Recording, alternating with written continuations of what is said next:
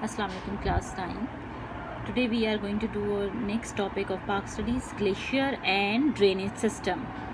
Glaciers क्या होते हैं? बेसिकली ऐसे माउंटेन्स जिन पे throughout the year whole year मतलब स्नो से कवर रहते हैं, ठीक है, वो पहाड़ी सिलसिला ग्लेशियर्स कहलाता है, ठीक है।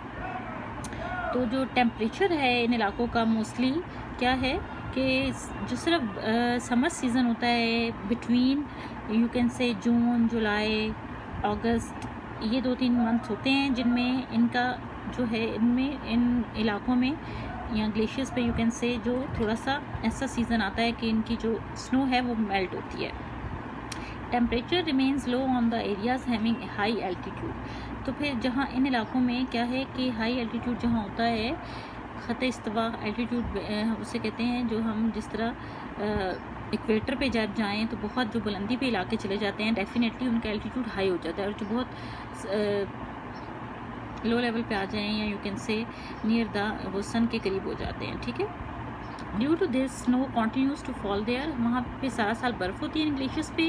When snow is accumulated and compressed over many years, the snow below takes the shape of thickened ice masses and begins to move downhill. It is called glaciers. इनको हम क्या कहते हैं? ग्लेशियर्स। इन इलाकों को ग्लेशियर्स कहते हैं, ठीक है। तो सारा साल इन पे बर्फ़ जमती रहती है, कॉन्टीन्यूसली थिक होती रहती है, और बड़े बड़े बर्फ़ के ये जो है ना हार्ड किस्म के पहाड़ी सिलसिले होते हैं, डाउन हिल्स पहाड़ियों पे होती रहती है, तो ग्लेशियर्स कहलाते हैं। Abundant snowfall on our mountains gives rise to the gigantic glacier. Continuously जो स्नो होती रहती है और फिर वो जमती रहती है, उनके ऊपर फ्रीज होती रहती है, तो इनको ग्लेशियर्स कहते हैं, जायजेंटिक, बहुत बड़े बड़े glaciers. Continue melting slowly in summer and keep over rivers and streams flowing throughout the year. और ये जब समर में आहिस्ता आहिस्ता मेल्ट होती है, इसी की वजह से हमारे जो रिवर्स हैं और स्ट्रीम्स हैं उनमें पानी का जो बहाव है सारा साल जारी रहता है इन ग्लेशियर्स की वजह से। They are a source of provide water to our population, glaciers and industry, agriculture industry. और ये किस चीज़ का सोर्स है? बेसिकली एग्रीकल्चर और इंडस्ट्री के लिए पानी प्रोवाइड करने का, क्योंकि सारा साल बारिशें तो नहीं होती और बारिश के पानी को स्टोरेज करने के लिए हमारे पास इतने डैम्स नहीं है, ठीक है। तो थ्रू आउट द ग्लेशियर्स की वजह से अल्लाह ताला की एक बहुत बड़ी ब्लेसिंग है पाकिस्तान के लिए कि ग्लेशियर्स के थ्रू सारा साल पानी का बहाव दरियाओं में और स्ट्रीम्स में जारी रहता है। तो हमारे पास जो ग्लेशियर्स हैं सबसे जो फेमस है उनमें क्या है? सियाचिन है, प्लेट्रो है, बीएफओ, एस्पर, रीमो एंड वटूरा एक्सेट्रा, ठीक है। 1 2 3 4 5 6 names are written over here are among huge glaciers of Pakistan. ये पाकिस्तान के बड़े बड़े ग्लेशियर्स में आते हैं। इसके अलावा जो छोटे सिलसिले हैं वो इसके डेफिनेटली साथ होंगे। अब आपको अंदाज़ा हो गया कि पाकिस्तान के दरियाओं में पानी किस तरह से आता है, ठीक है। अब ड्रेनेज सिस्टम पढ़ लेते हैं। Drainage system of the reverse, के पाकिस्तान में दरियाओं का जो सिस्टम है वो क्या है? The glaciers in Pakistan starts melting in the summer because of increase in the temperature. और ये क्यों है? Glaciers in Pakistan are starting melting in the summer because of increase in the temperature. Temperature increase हो जाता है तो ग्लेशियर्स क्या होते हैं? इन द टेम्परेचर वो हो जाता है जब ग्लेशियर पाकिस्तान मेल्ट होना शुरू हो जाते हैं, जब क्योंकि टेम्परेचर जो ज़ाहिर है ऑब्वियसली इंक्रीज होता है तो तभी मेल्ट होती है। The water flowing over out from the glaciers from the shape of springs and streams. और पानी इनमें से कैसे निकलता है? स्प्रिंग और स्ट्रीम्स की सूरत में। स्प्रिंग्स क्या होते हैं? वो जो पहाड़ जिसे कहते हैं चश्मे वगैरह, ठीक है, और स्ट्रीम्स नदियाँ होती हैं। It finally false into the river, और फाइनली ये दरियाओं में गिरते हैं। यही पानी दरियाओं में गिरता है, छोटे आबशार की फॉर्म में, स्ट्रीम्स की फॉर्म में ये निकलते हैं। Because soil erosion of glaciers में many fresh water lakes are found. और जब इनमें एरोजन्स होता है, एरोजन क्या है कि जब ये टूटते हैं इनके बड़े बड़े टुकड़े, तो इसकी वजह से बहुत सी झीलें बन जाती हैं। They meet the water need of local people, और इस वजह से लोकल लोग वहाँ के जो वहाँ करीबी इलाकों में रहते हैं, वहाँ के जो लोकल लोग हैं उनकी जो पानी की ज़रूरियात हैं इन्हीं ग्लेशियर्स के थ्रू पूरी होती हैं। यानी लेक्स जो इनकी थ्रू लेक्स बनती हैं या छोटी स्ट्रीम्स बनती हैं, ठीक है। They meet the water needs of the local people. River Indus and its tributaries irrigate Pakistan. River Indus और इसके साथ जो मैंने कहा दरिया हैं या ट्राइब्यूटरीज वही होती हैं जो छोटी नदियाँ होती हैं, ठीक है। वो पाकिस्तान के ज़रिए जो रकबा है उसको इरीगेट करने के लिए के काम आते हैं। Originated in the northern mountains near the border of China, और ये कहाँ पे है बेसिकली, इसका ओरिजिन कहाँ है रिवर इंडस का, near the border of China. The Indus river runs a course through occupied Kashmir and then enters Pakistan at Skardu. कहाँ से, ऑक्यूपाइड कश्मीर से होता हुआ आता है through a occupied Kashmir and then enters Pakistan, और पाकिस्तान में स्कर्दू के मुकाम पे आता है।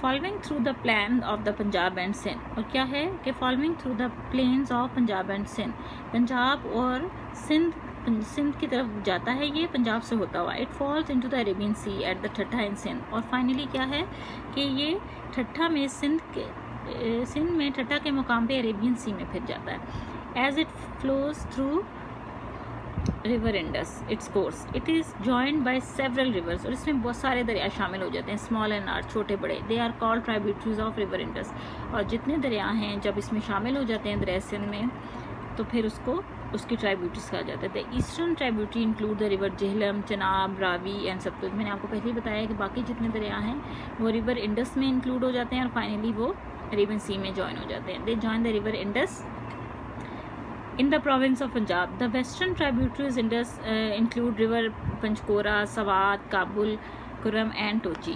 बाकी सब जो है वेस्टर्न ट्राइब्यूटरीज जो आती हैं, जो वेस्टर्न साइड से आ रही हैं, उसमें क्या है, पंचकोरा, सवात, काबुल, कुरम एंड टोची, वो सारे हैं जो ये सब दरिया हैं जो कि ये भी दरिया सिंध में ही शामिल होते हैं।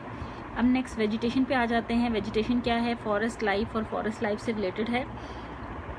Due to variation of climate and condition of Pakistan में क्योंकि क्लाइमेट की condition throughout the year एक जैसी नहीं रहती, इसमें वेरिएशंस हैं। आपको पता है in Pakistan we have 4 seasons, so according some northern and नॉन western area of Pakistan receive more rain as compare to that of the other areas. अब कुछ इलाके हैं पाकिस्तान में जितने ज़्यादा बारिशें होती हैं और कुछ है जहाँ पे कम होती हैं। Evergreen forest are found here, और जिनमें ज़्यादा बारिशें हैं वहाँ पे एवरग्रीन फॉरेस्ट हैं, ठीक है, जिनमें नॉर्दर्न एरियाज़ और नॉर्थ वेस्टर्न एरियाज़ आते हैं। The most important of them are of deodar trees, fir, blue, pine and forest trees, स्नोबर जिसे कहते हैं, हाई क्वालिटी टिम्बर यार्ड, मतलब ये सब दरख्त जो हैं हर किस्म की लकड़ी इन जंगलात में पाई जाती है। और in the foot hill area of the district of Peshawar, Mardan, Kohat, Rawalpindi, Jhelum and occupied Kashmir, wild olive and, ये सब दरख्त, जितनी भी दरख्तों की अकसाम हैं वो इन एरियाज़ में पाई जाती हैं, ठीक है।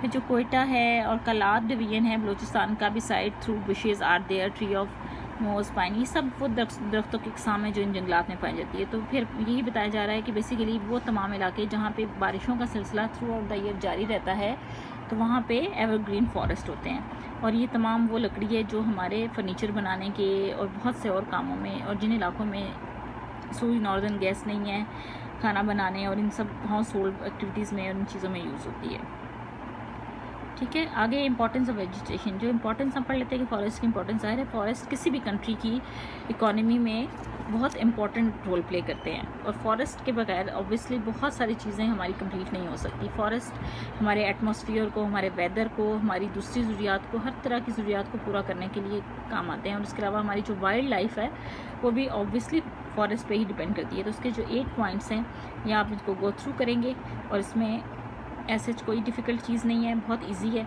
यू कैन गो थ्रू, ठीक है। आप इसे पढ़ेंगे आपको ईजिली समझ आ जाएगी।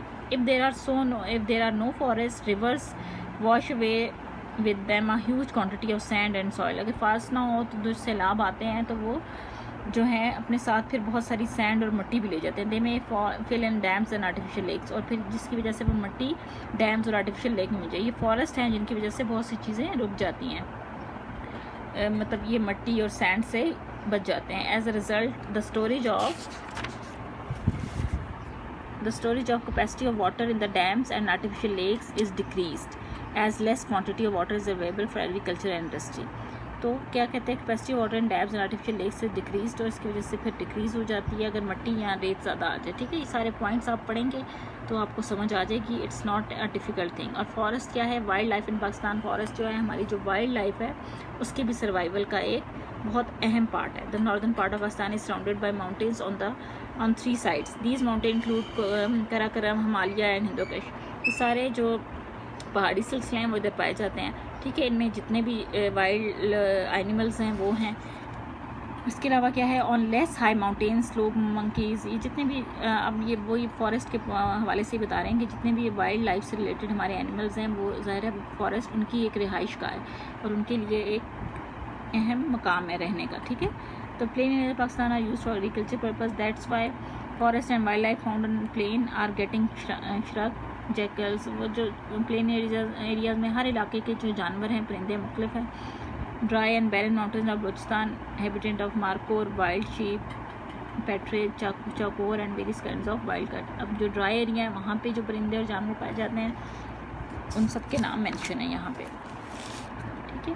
तो ये चीज़ बताई गई है कि Allah almighty has blessed Pakistan with a variety of wildlife following are the reasons of continuous decrease in the growth and reproduction of wildlife. Illegal hunting, poor planning, ये सब चीज़ें फॉरेस्ट को डिक्रीज़ करने का reason बन रही हैं, ठीक है। आज हम यहाँ तक पढ़ेंगे, कल हम इंशाल्लाह नेक्स्ट टॉपिक करेंगे।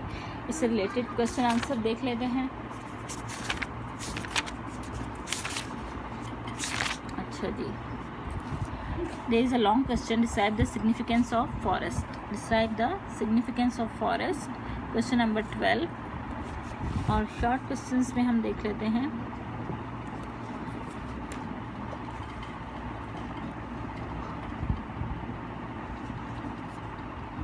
मतलब सिग्निफिकेंस ऑफ फॉरेस्ट में मैंने आपको लॉन्ग क्वेश्चन बता दिया, तो आप उसका जो है लॉन्ग क्वेश्चन अटैम्प्ट कर लीजिएगा। वाइल्ड लाइफ की जो सिग्निफिकेंस है जिसमें इंपॉर्टेंस आ जाती है significance, page number 71, significance of forest, importance of vegetation. Significance में सारे 16 points, all 16 points are included up to page number 72। Starts from page number 71 and ends in page number 72, ठीक है। All 16 points comes।